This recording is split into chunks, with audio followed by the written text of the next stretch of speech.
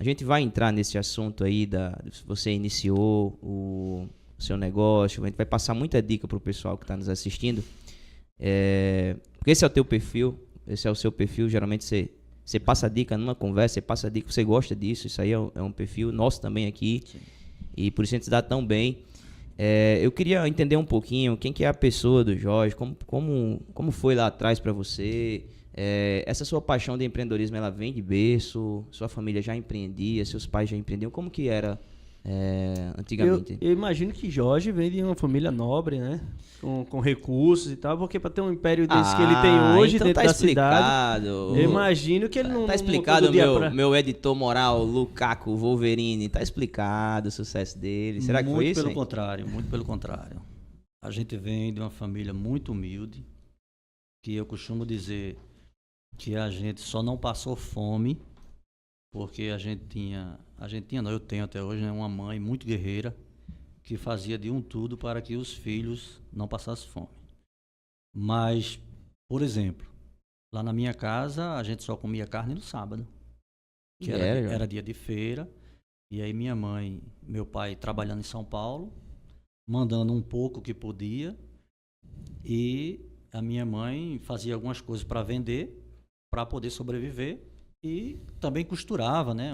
Fazia uns trabalhos de costura, de conserto de roupas, e dali a gente conseguia sobreviver literalmente.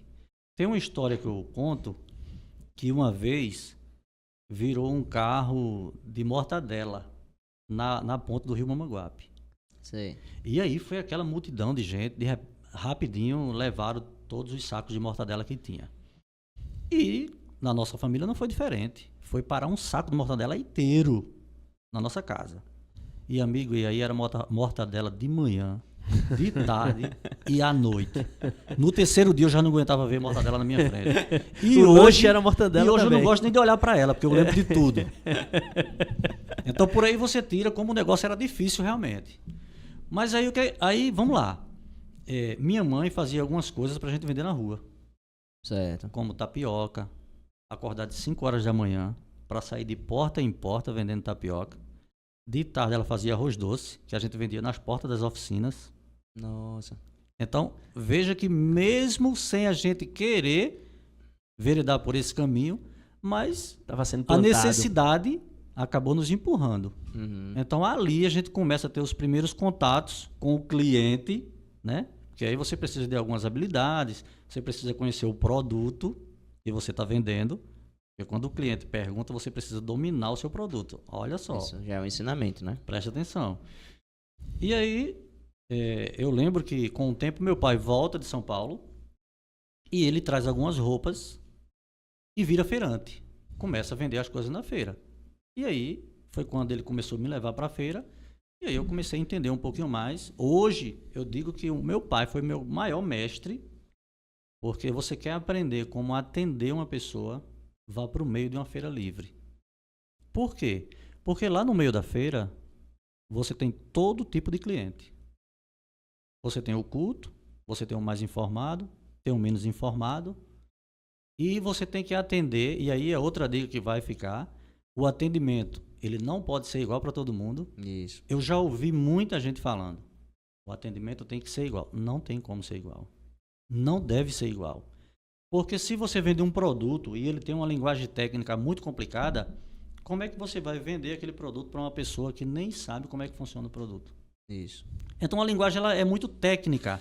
Então você precisa mostrar para ele o básico do produto e tentar convencer de uma forma com uma linguagem mais popular, mais simples. Quando o cliente se apresenta um pouco mais culto, já conhecedor daquilo que ele procura, aí o tratamento já é diferente. É verdade. Né? Você tem que se adaptar ao QI ali do cliente, né? O conhecimento que ele tem a respeito do tema. Exatamente. Porque senão você vai estar invertendo as coisas.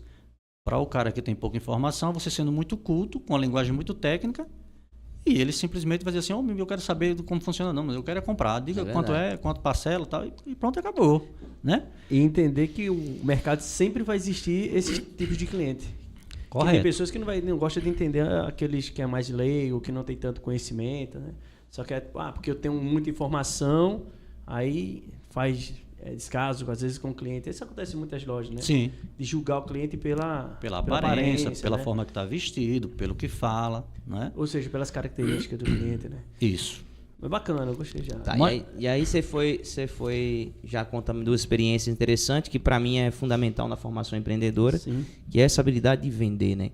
Que aí você ter que ir lá, levar não na cara, né? De ali já enfrentar a rejeição, às vezes você oferecer uma coisa. Tem gente que não é treinado para isso, né? Não é preparado para isso, não vai oferecer uma coisa para alguém porque tem medo de ser rejeitado. Isso. E aí você já passou por essa fase já muito novo, né? Você tinha quantos anos nessa época Nessa que você época fala? eu acredito que seja 12 anos, 12 anos, já estava na rua lá para já tava poder na rua. ganhar alguma coisa, né? Isso, por uma necessidade, Por uma né? necessidade. Você gostava, Jorge? E hoje eu olho para trás, não, achava terrível. Terrível. Porque você não tem contato com muita gente, quando você passa a ter, você fica meio que retraído. Você nem sabe como agir diante das pessoas, na verdade, né? Porque você não teve treinamento para aquilo, não teve capacitação, perdão.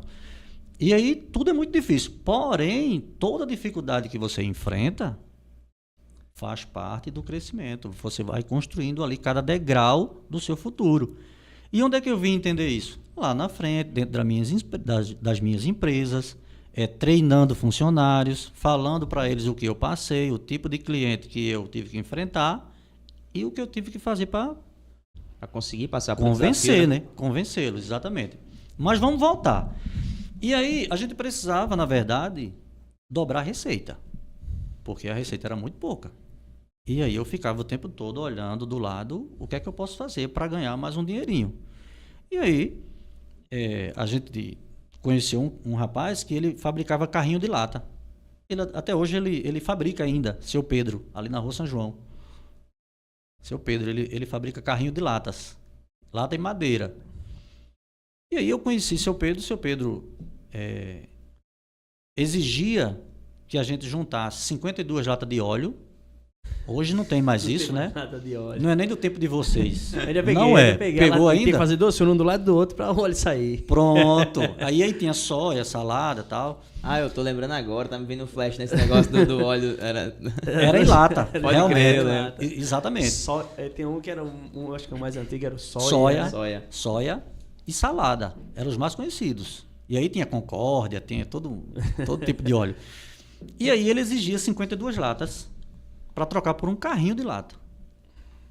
Se você olhar no meu perfil, no WhatsApp, você vai ver que lá no fundo tem uma Rural na minha prateleira, no meu escritório. Uma Rural de um lado e uma caminhonete de outro. Que recentemente eu pedi para ele fazer para mim. Fui lá e perguntei, seu Pedro, o senhor lembra de mim? Ele disse, não. Se eu era aquele rapazinho que juntava lata para o senhor trocar por uma caminhonete para mim. Ele, rapaz, que coisa boa. Que e eu queria que o senhor fabricasse duas para mim e colocar no meu escritório. Ele fabricou e está lá. Pode olhar no meu WhatsApp que vai estar lá. E aí, uma criança com 12 anos de idade, tudo que ela quer hoje é o quê? Brincar. É verdade. Que o pai compre um carrinho, compre alguma coisa para ela poder brincar. E aí, como eu já tinha passado por esses testes de venda de alguma coisa, eu comecei a enxergar o empreendedorismo lá na frente. Eu disse, não, peraí. Eu não vou brincar com o carrinho. Eu vou juntar mais latas para juntar mais carrinhos para levar para a feira para vender. Peguei um caixotezinho de madeira, desses que vende maçã, né? Maçã, tomate. Peguei um caixote de madeira, levei para a feira e coloquei as caminhonetes em cima. E fui vender. Quando eu chego na feira, eu vejo que tem um cara vendendo pintinho colorido. Lembra dos pintinhos? Rapaz, o negócio vendia igual água. E era fila para comprar os pintinhos. O cara rasgava o saquinho do lado para o pintinho respirar. E era de 5,10, 5,10, 5,10, 3, 5,10, 3, 5,10. Eu digo, meu Deus do céu, que negócio para vender esse? Não, peraí.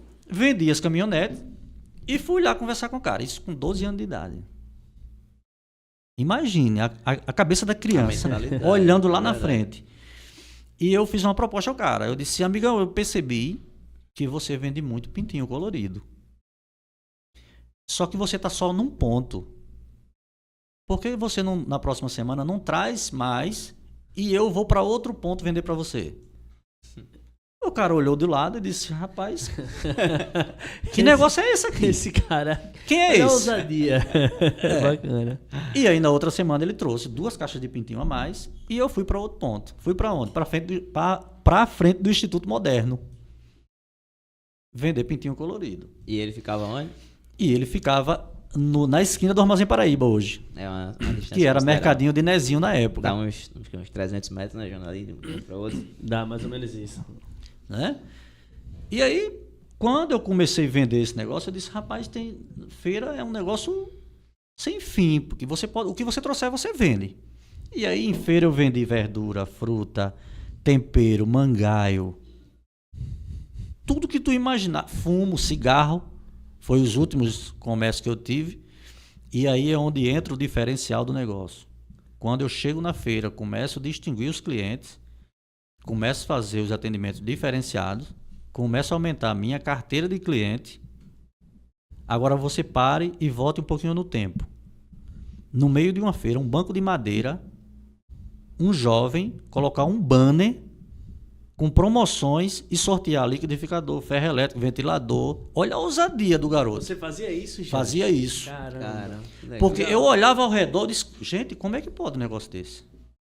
Porque um ponto que é muito importante para qualquer comércio é a circulação de pessoas. Isso. Você está no meio de uma feira, centenas de pessoas passando na sua porta o tempo inteiro ali, do seu banco, e você não chama a atenção dele? Como? Você se perguntou isso? Eu disse, não, tem alguma coisa errada aqui. Será que o doido sou eu? Não vai ser só no grito, que geralmente não, é no grito, né? Não, Pra que a mandei galera- fazer bilhetinho, mandei fazer banner, coloquei lá um monte de ventilador, ferro elétrico e tal. E quando o cara chegava para comprar, eu digo, não, você vai concorrer aqui, ó. E comecei a distribuir os cupomzinhos. E aí os caras olhavam do lado assim, rapaz, quem é esse doido que tá fazendo isso no meio de uma feira? Acho que eu passei uns 3 anos nesse negócio ainda. Ô, Jorge, Ou seja, até os 15 anos. né? só pra gente entender aí o tempo, né? Pra quem tá em casa entender o tempo de você chegar a vender pintinho, né, na feira lá, do carrinho em si até já chegar nessa parte de vender coisa. Seria quanto tempo aí? De uma fase pra outra da evolução. Ah, amigo, vai muito tempo. Vai muito tempo porque em paralelo você, no tempo livre, porque feira não é o dia inteiro. É. Tempo livre você vai fazendo outras coisas. Servente de pedreiro. Trabalhei de servente de pedreiro, ganhava R$15 por semana. Só Deus sabe às vezes que eu cobria a maternidade de Mamanguape, retelhando. Várias vezes. Então o cara olha hoje e diz assim, é bom demais. O camarada conquistou as coisas do dia para noite. Não, amigo, é muito trabalho. Então assim, eu sempre busquei um pouquinho de conhecimento em cada área. Porque quando você começa a prosperar, você começa a depender de muita mão de obra terceirizada também. E se você não tiver cuidado, o camarada diz uma coisa e você acredita, e se você não tiver o conhecimento, você é engolido. Entendeu? Então, como eu sou muito curioso, eu procuro me informar um pouquinho em cada área.